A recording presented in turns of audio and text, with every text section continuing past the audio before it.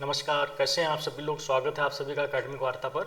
हम लोग UGC net, JRF, TGT, PGT, GDC government degree college assistant professor history की class में हैं। हम लोगों ने पिछली क्लास में बौद्ध धर्म दर्शन पढ़ा था, जिसके अंतर्गत हम लोगों ने भगवान बुद्ध का जन्म स्थल, माता का नाम, पिता का नाम, गुरु कौन थे और उन 5 ब्राह्मण जिनको ज्ञान दिया। बौद्ध धर्म के त्रिरत्न, जो 3 रत्न हैं, बुद्धम शरणम गच्छामि, धम्मम शरणम गच्छामि, संघम शरणम गच्छामि, अर्थात बुद्ध, धम्म और संघ। बौद्ध धर्म में जब कोई व्यक्ति दीक्षित होता है तो उसे इन 3 चीज़ों की शपथ लेनी पड़ती है। ये 3 रत्न हम लोगों ने पढ़े, जो 3 आयाम हैं। उसके बाद हम लोगों ने देखा कि जो उनका पहला उपदेश था, धर्मचक्र परिवर्तन, सारनाथ में किस तरीके से अपने शिष्यों को उन्होंने दिया। वाराणसी के निकट सारनाथ नामक स्थान। उन्होंने अष्टांगिक मार्ग बताए, 4 आर्य सत्र बताए।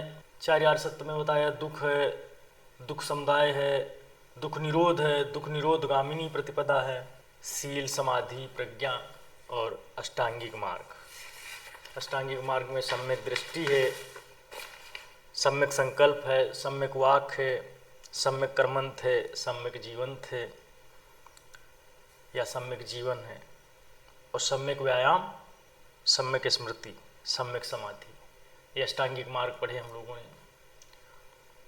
उसके बाद यहाँ तक हम लोगों ने पढ़ लिया था बौद्ध धर्म में ज्ञान की प्राप्ति होने के बाद कैसे जीते जी निर्माण प्राप्त किया जा सकता है।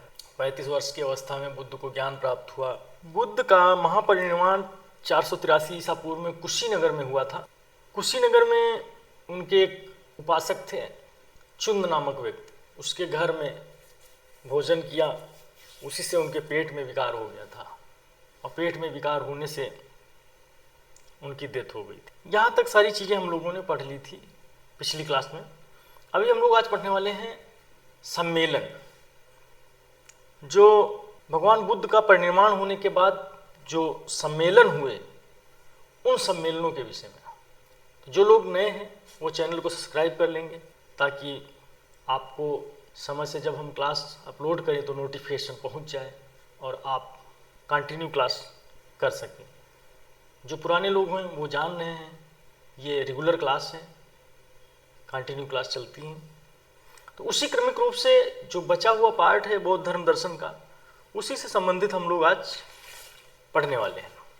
अगर हम लोग सम्मेलन की बात करें तो पहला सम्मेलन, इस तरीके से हम लोग एक चार्ट बना लेते हैं जिससे थोड़ा आसान हो जाएगा। यहाँ लिख लेंगे संगीत या सम्मेलन, है ना। उसके बाद इसका वर्ष लिख लेंगे, कौन से वर्ष में हुआ, और फिर स्थान लिख लेंगे, किस स्थान पर हुआ, यहाँ पर किसके शासनकाल में हुआ, है ना, किसके शासनकाल में हुआ, और इसके बाद इसकी अध्यक्षता किसने की।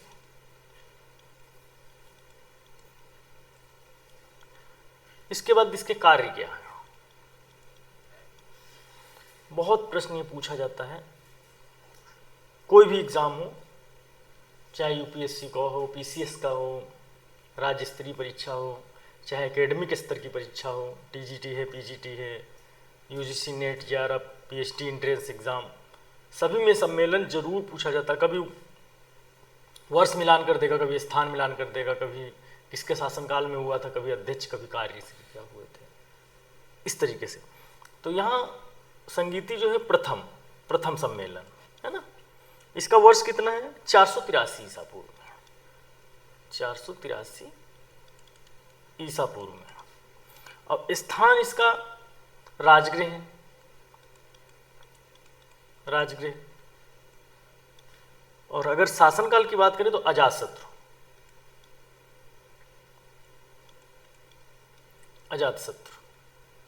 जब हम लोग मगध का उत्कर्ष पढ़ रहे थे तो वहाँ हम लोग पढ़े थे बिंबिसार का पुत्र अजातशत्रु। स्टोरी पूरा है, पुरानी क्लास देखेंगे तो उसमें मिल जाएगा, लिंक डिस्क्रिप्शन में डाल देंगे, वहाँ से आप पुरानी क्लास जरूर देखें।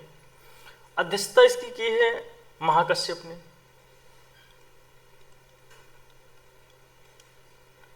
महाकश्यप ने। और इसमें कार्य क्या हुआ, कार्य में ये जो है बुद्ध के जो उपदेश थे उन उपदेशों को संकलित किया गया, बुद्ध के उपदेशों को संकलित किया गया, जिसमें सुत्त पिटक और विनय पिटक में 2 पिटकों का संकलन किया गया। तो इस तरीके लिख लेंगे, बुद्ध के उपदेशों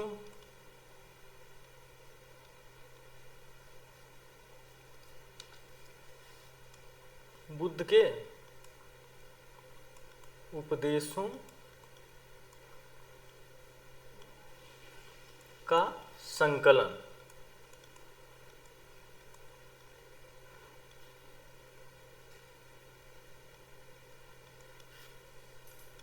विनय पिटक,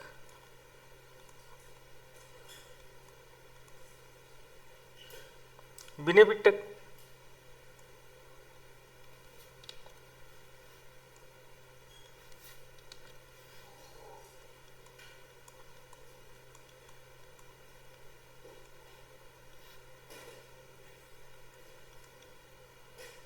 और दूसरा है सुत्त पिटक।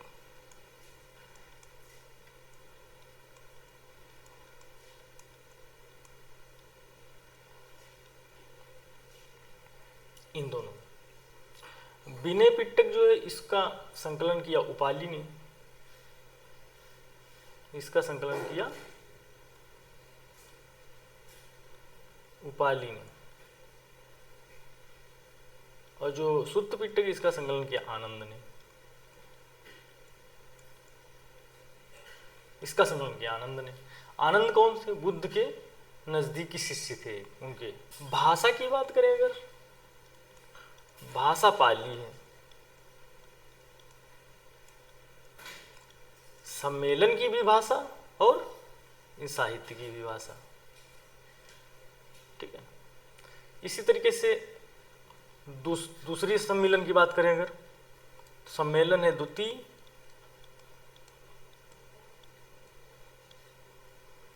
वर्ष है इसके 100 वर्ष बाद, ये 483 में हुआ या 383 में हुआ, ये 383 ईसा पूर्व में।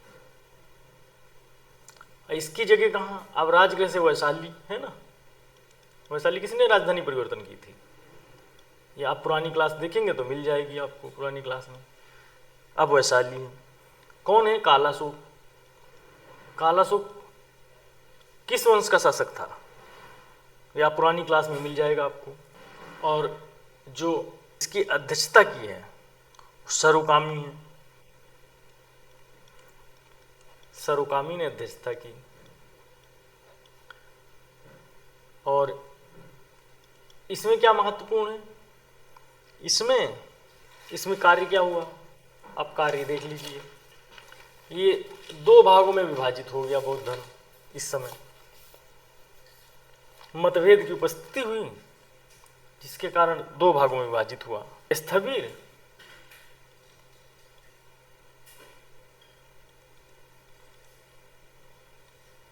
और महासंघी, 2 भागों में विभाजित हो गया, 2 भागों में बट गया। चलिए इसी तरीके से तृतीय देख लीजिए, संगीती तृतीय, इसका ईयर है 251 ईसा पूर्व, लगभग है ना। और जगह कहाँ है, पाटलिपुत्र, जगह है पाटलिपुत्र। किसके शासनकाल में, अब मौर्य काल आ गया, अशोक। जब मौर्य काल पढ़ेंगे तो अशोक को पढ़ेंगे अच्छे से। और इसकी अध्यक्षता किसने की, मोगल पुत्तिस ने।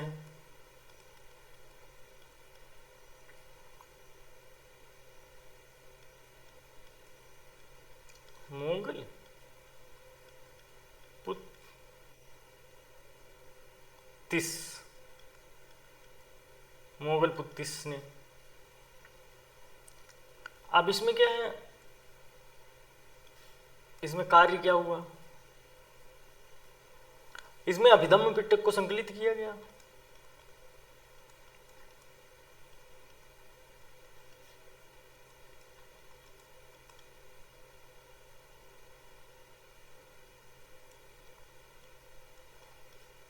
अभिधम पिटक को संकलित किया गया।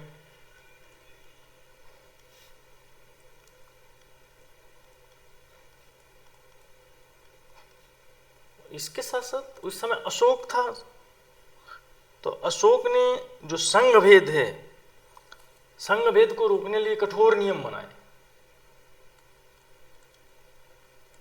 संघ भेद को रोकने के लिए कठोर नियम बनाए। कहा कि दंड देंगे, अगर कोई संघ में भेद करता है तो उसको दंड देंगे, है ना। दंड देने की बात करी, और इसका जो प्रमाण मिलता है सारनाथ लघु स्तंभ लेख में प्रमाण मिलता है ना। इसी तरीके से चतुर्थ संगीति देख लीजिए, चौथी बोध संगीत, संख्या है चतुर्थ, वर्ष है 100 ईसा पूर्व, लगभग, आगे लगभग लिख लीजिए, कहीं कहीं इसका डेट 102 भी मिलेगा, है ना। ये जगह कहाँ है? कश्मीर में, कश्मीर के कुंडल वन में।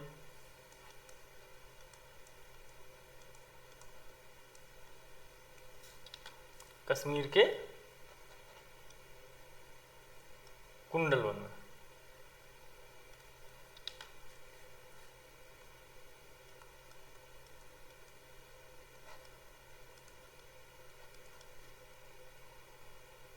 किसके शासनकाल में? कनिष्क के शासनकाल में।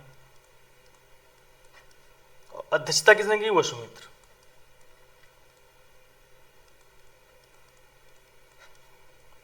अब इसके प्रमुख कार्य देख लीजिए।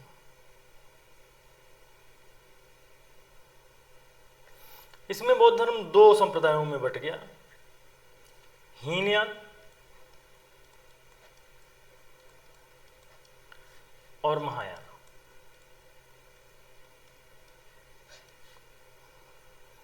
और विभाषा शास्त्र नामक टीका का संकलन हुआ।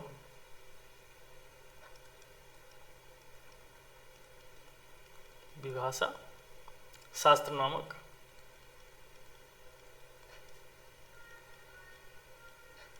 टीका का संकलन हुआ।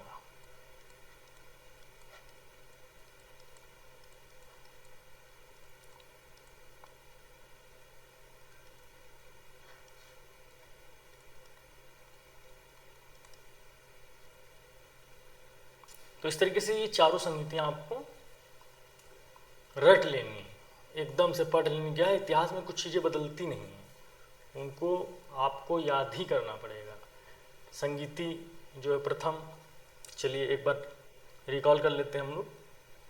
सबसे पहले संगीति, तो प्रथम संगीति कब हुई थी? 483 ईसा पूर्व में। कहाँ स्थान? राजगृह में। कौन शासन? किसके शासनकाल में? अजातशत्रु के शासनकाल में। अजातशत्रु वही अजातशत्रु बिंबिसार का पुत्र, पितृहंता जिसे बोला जाता था। अध्यक्षता महाकश्यप ने करी थी, और इसमें बौद्ध धर्म बुद्ध के उपदेशों का संकलन किया गया विनय पिटक और सुत्त पिटक में। तो विनय पिटक का किसने किया? उपाली ने संकलन किया, और इसके सुत्त पिटक का आनंद ने। भाषा पाली थी, ठीक है। द्वितीय बौद्ध सम्मेलन 383 ईसा पूर्व में हुआ। प्रथम सम्मेलन के 100 वर्ष बाद। स्थान वैशाली, अब राजधानी वैशाली हो गई है राजगृह की जगह पर। और ये इसका जो शासन, जो किसके शासनकाल में? तो कालाशोक के। यहाँ कालाशोक लिख लीजिए।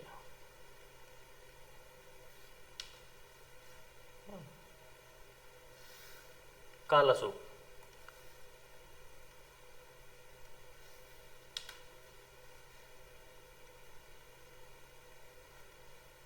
कालाशोक के शासनकाल में। और अध्यक्षता किसने की? सरुकामी ने। और ये दो भागों में उस समय विभाजित हुआ, स्थविर और महासंगीत में। इसके बाद तृतीय बौद्ध सम्मेलन। तृतीय बौद्ध सम्मेलन 251 ईसा पूर्व में। स्थान पाटलिपुत्र। कौन था शासक उस समय? अशोक। और इसके शासनकाल कौन अध्यक्षता की? मोगल पुत्र तिस्स ने। और इस समय अभिधम पिट्टक को संकलित किया गया और इसमें संघ भेद को रोकने के लिए उसने कठोर नियम बनाए, दंड देने की बात करी जो लोग संघ में भेद करेंगे। जब अशोक पढ़ेंगे तो उसको विस्तार से पढ़ा जाएगा। चतुर्थ बौद्ध संगीत की बात करें तो 100 ईसा पूर्व में या कहीं कहीं 102 ईसा पूर्व लिखा रहेगा, इसीलिए लगभग आगे देखिए लगा दिया, लगभग है ना। कहाँ जगह, कहाँ कश्मीर, कश्मीर के कुंडलवन में। कौन शासक था? कनिष्क था। कनिष्क ये विदेशी था, है ना। और इसकी अध्यक्षता करी वसुमित्र ने। और ये हीनयान और महायान दो शाखाओं में बट गया बुद्धिज्म। और विभाषा शास्त्र का टीका का संकलन हुआ और इसकी भाषा जो है संस्कृत है। पहली बार अब संस्कृत भाषा का प्रयोग होगा, क्योंकि बुद्ध ने सारे जितने उपदेश वगैरह दिए, सब उपदेश वगैरह जो दिए हैं सब पाली में। चौथी बौद्ध संगीत होगी, उसमें भाषा जो है संस्कृत का प्रयोग किया। अब हम लोग कुछ महत्वपूर्ण जो बौद्ध साहित्य हैं उनको देख लेंगे। बौद्ध साहित्य में सबसे पहले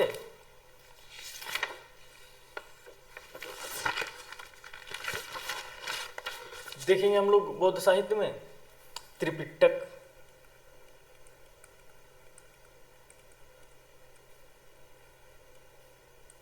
इसके अंतर्गत पहला जो है वो है विनय पिटक। विनय पिटक, इसके संकलनकर्ता कौन है? उपाली हैं।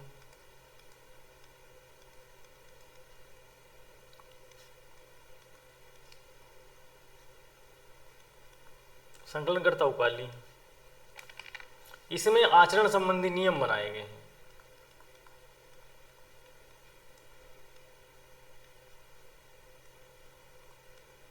आचरण संबंधी नियम है,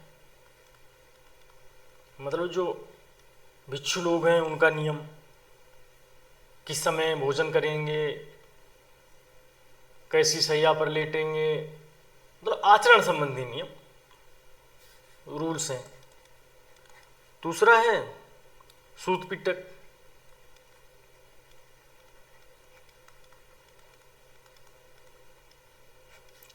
इसके अंतर्गत इसके संकलन करता है आनंद।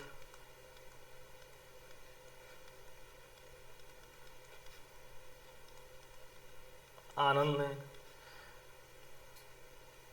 इसमें बुद्ध के उपदेशों को संकलित किया गया है। बुद्ध के जो उपदेश थे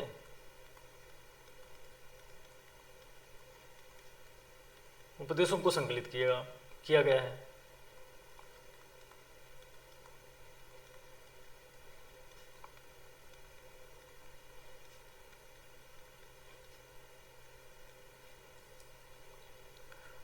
तीसरा है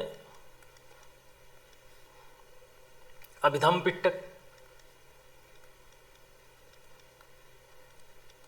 अभिधम पिटक, कहेंगे पिटक लिखा रहेगा, कहेंगे पिटक लिखा रहेगा, है ना। पिटक मत पिटारा। इसकी मूल भूमिका है मोगल पुत्तिस ने अपनाई, है ना।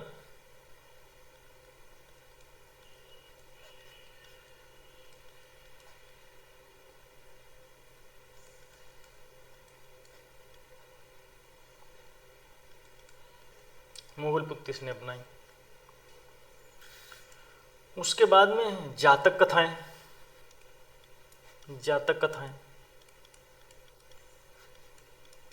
इसमें बुद्ध के जो पूर्व जन्मों की, बुद्ध के पूर्व जन्मों की लगभग 550 कथाओं का संकलन है।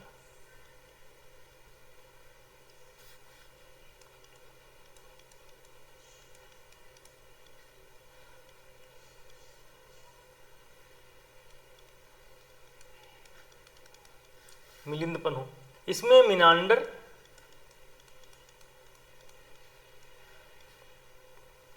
ये हिंद यूनानी था, और नागसेन,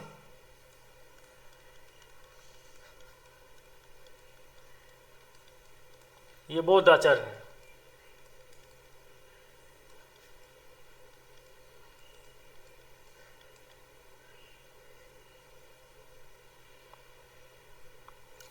इनके दोनों प्रश्नों का संकलन है।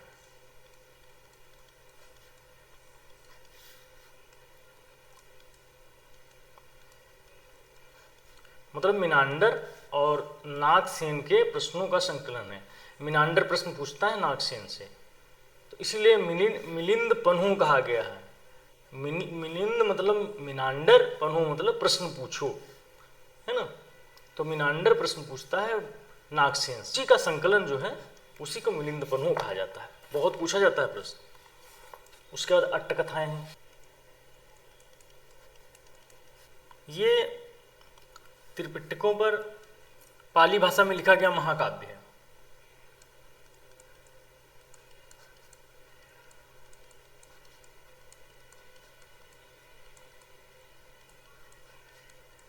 लिखा गया महाकाव्य है।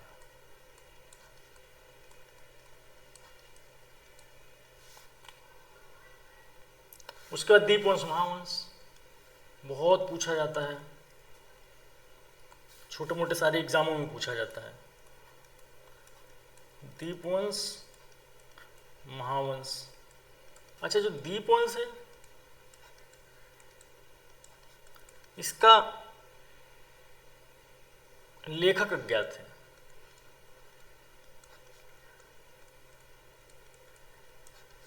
और जो महावंश है इसको लिखा था भदंत महानामा।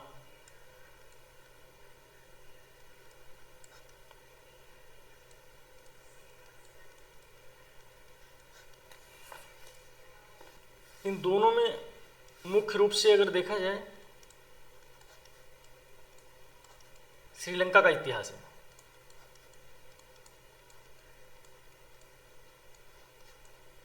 और ये इसकी भाषा जो है ना, सिंहली अनुश्रुतियां है ना, सिंहली भाषा में लिखा गया है। ये श्रीलंका की भाषा है। सिंहल द्वीप श्रीलंका को कहा जाता है। सिंहली भाषा है और सिंहल द्वीप श्रीलंका को कहा जाता है, जो संस्कृत के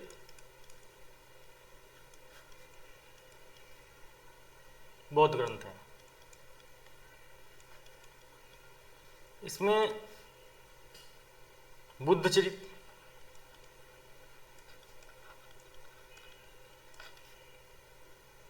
यह सुघोष की रचना है।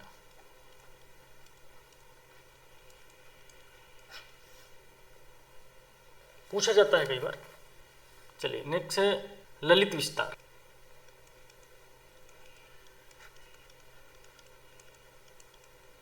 इस ग्रंथ का उपयोग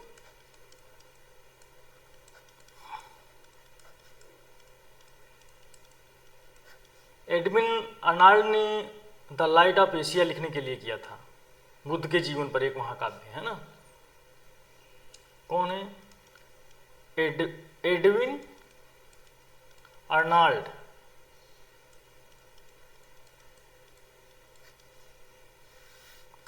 तो इन्होंने द लाइट ऑफ एशिया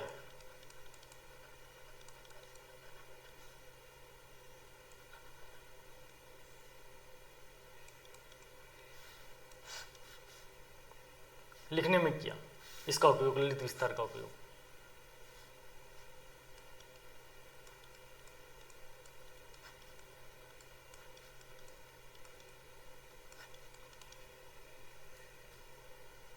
अच्छा, कुछ प्रसिद्ध विद्वान हैं बौद्ध धर्म में, उनसे संबंधित एक दो विद्वानों के नाम लिख लेते हैं, जैसे पूछा जाता कभी कभी प्रश्न।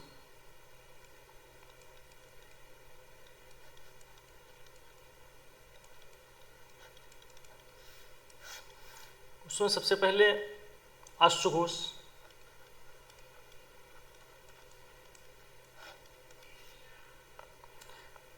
ये कनिष्क के समकालीन थे। नागार्जुन,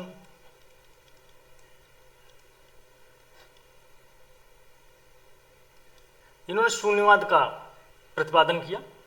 असंग एवं वसुबंधु, ये दो भाई थे। बुद्ध घोष,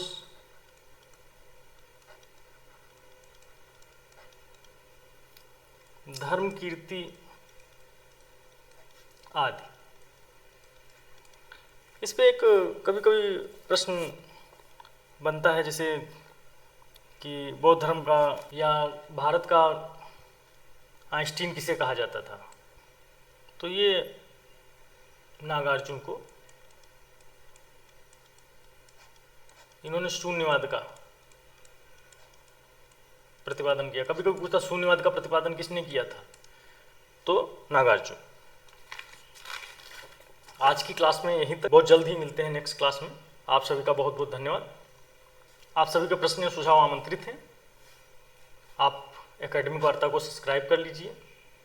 आप एकेडमिक वार्ता के जीमेल पर मैसेज लिख सकते हैं। कमेंट्स बॉक्स में कोई भी प्रश्न है तो आप लिख सकते हैं, या कोई भी सुझाव देना चाहते हैं तो लिख सकते हैं। आप हमारा इतिहास विषय से रिलेटेड टेस्ट सीरीज ज्वाइन करते हैं तो इस नंबर पर आप जुड़ जाइए। एक टेस्ट सीरीज का ग्रुप बना देंगे तो हम लोग बहुत जल्द ही टेस्ट सीरीज प्रारंभ करने वाले हैं। बहुत बहुत धन्यवाद आप सभी।